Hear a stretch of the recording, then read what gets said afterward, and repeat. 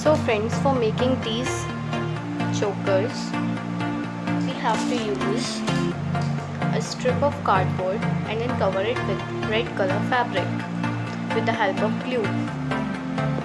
After covering it,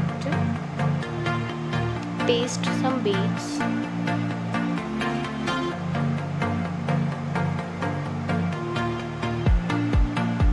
and then cut a ribbon like this and then paste it on the ends of choker.